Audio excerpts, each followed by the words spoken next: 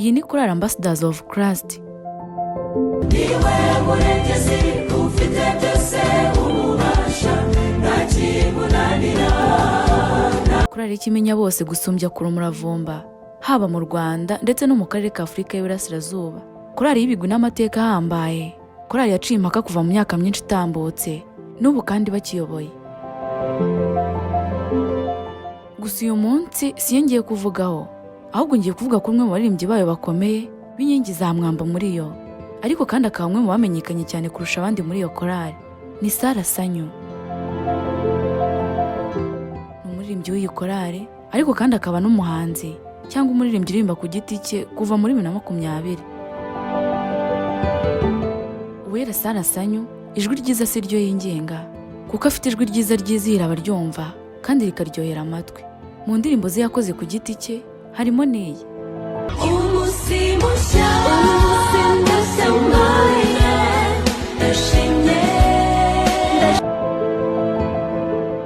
Abenshi mwamukunze cyane kubera indirimbo nyinshi za Ambassadors of Christ agaragaramo ari we uziyoboye kugeza uyu munsi anaririmba ku giti cye.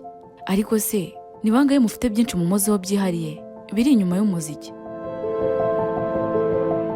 Avuga ko kuririmba ari ibintu byamuzaniye igikundiro mu bantu, ndetse ngo ni ibintu arambyemo cyane, kuko ngo yabyinjiyemo ari umwana muto akiga mu mashuri yisumbuye kugeza uyu munsi ubwo yabaye umubyeyi.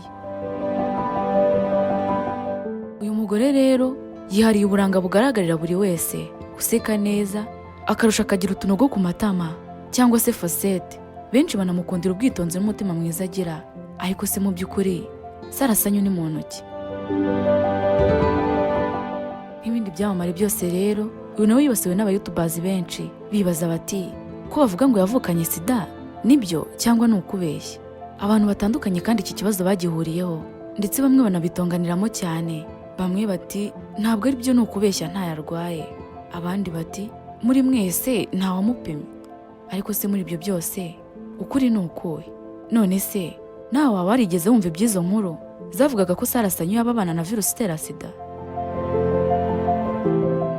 Birashoboka ko mu myaka yatambutse rimwe se cyangwa kenshi waba warumvise umuntu abikubwira cyangwa kumva abandi babiganira bavuga ko uyu mudamu ngo yaba yaravukanye ubwandu.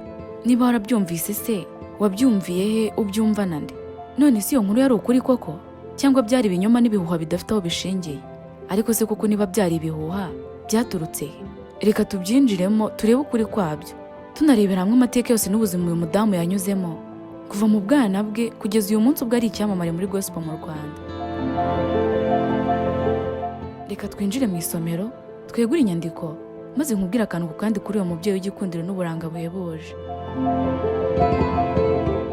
Mbere yuko nkomeza ariko nizere ko wamaze gukanda like kuri iyi video. Niba kandi ari ubwa mbere ugeze aha, kora subscribe kugira ngo utazongera gucikwa n'ibyegeranyo bicukumbuye ndetse n'inkuru z'urukundo nziza tubagezaho hano ku isomero. Kandi guhura n'uwo Mesiya si bisanzwe, uwahuye nawe ahinduka mushya, hahandi mwari muzi narahimutse. Amazina ye yose yitwa Uwera Sarah Sanyu. Yavukiye mu gihugu cya Uganda, avuka n'umwana wa 4 mu muryango w'abana 5 bari mu witwa Manzi, banaririmbana muri Ambassadors of Christ. Amashuri yisumbuye yayarangirije muri College Adventiste de Gitwe, aminuriza muri kaminuza ya IERK i Kigali. Uyu ni umuririmbyi ukomeye cyane muri Korali Ambassadors of Christ. Kugira ngo ubyumve neza ndakubwira ko ari inkingi ya mwamba muri iyi korali, cyane cyane mu ijwi rya soprano. Niwitegereza neza mu mashusho agiye atandukanye ya Korali Ambassadors of Christ, uzasanga Uwera Sarah Sanyu ahagaze ku murongo w'imbere. Ubundi uzasanga inshuro nyinshi ari gutera zimwe mu ndirimbo z'iyi korali kubera ubuhanga afite mu kuririmba, bikiyongeraho no kuba afite ijwi ryiza. Sanyu yinjiye muri Korali Ambassadors mu mwaka wa 2006. Ukurikije imyaka afite ubu, birumvikana ko icyo gihe yari akiri umwana, nk'uko abyivugira ko yari akiga mu mashuri yisumbuye. Uwera Sarah Sanyu ni umwe mu baririmbyi b'abahanga u Rwanda rufite, ndetse akaba anakunzwe n'abatari bake kubw'impano n'ijwi ryiza afite. Ni umunyarwandakazi, akaba n'umubyeyi w'abana 2, umuhungu n'umukobwa. Umugabo we yitwa Kayumba Aime. Banakoze ubukwe ku itariki 29 Nyakanga mu 2018. rero kuri ubu amaze gushyira hanze indirimbo ze ku giti cye zigera kuri 5 utabariyemo izo yakoranye n'abandi bahanzi. Muri zo harimo iyitwa Mwana wanjye, hakaza Mwana w'umuntu, Nitashinda, Umunsi mushya yakorewe na producer Ishimwe Clement. Uyu muramuzi cyane muri Kina Music, akaba umugabo wa Knowless Butera, n'iyitwa Omora. Ni nyuma yuko Sarah Sanyu yatangaje ko agiye gutangira kuririmba ku giti cye, ariko nanone bitavuze ko avuye muri Choir Ambassadors of Christ. Yavuze ko indirimbo akunda cyane muri iyi korali yitwa Imirimo yawe Mana, naho umurongo wo muri Bibiliya akunda cyane ni Zaburi ya 23. Mu buzima busanzwe bw'uyu muririmbyi usanzwe uririmba indirimbo zo kuramya no guhimbaza Imana, avuga ko ikintu cyamushimishije kuruta ibindi mu buzima bwe ari umunsi yibarukwagaho imfura ye. Ibi ngo byaramurenze abura icyo yakwitura Imana, usibye kuyiha amashimwe yari yuzuye umutima kubwo kumuhindurira izina akava mu bukumi akitwa umubyeyi. Reka noneho mbere yuko nkomeza mbanze nkubwire gato ku bya ya nkuru yavuzwe ko uyu Sarah Sanyu yaba aravukanye virusi itera sida. Ese ibi byaje bite?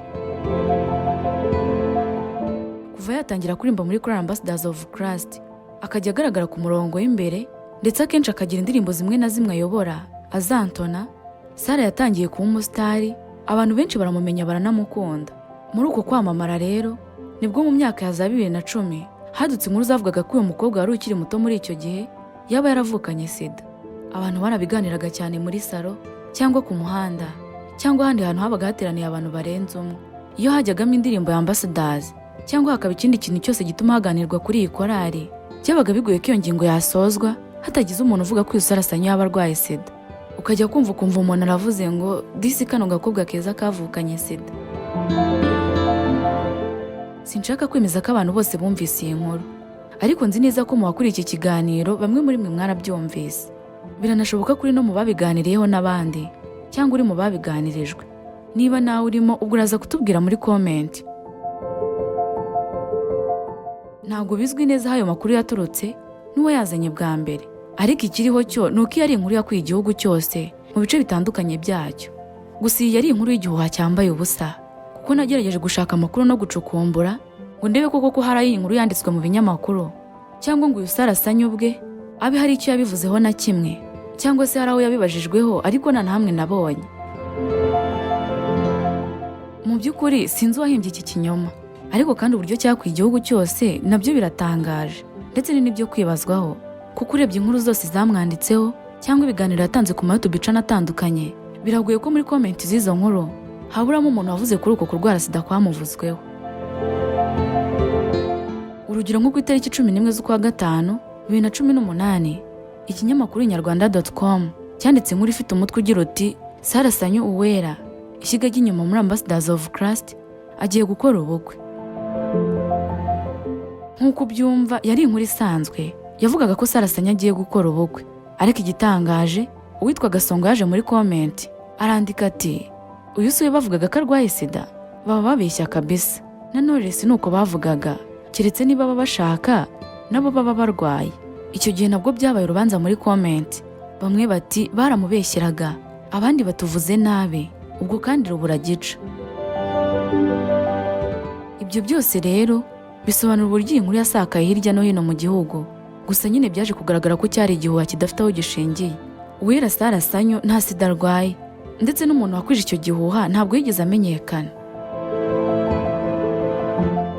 Nyuma y'umuziki, ibindi bintu Sarah akunda cyane harimo gusura inshuti ze, gusura abatishoboye, guha umwanya umuryango we no gusenga cyane.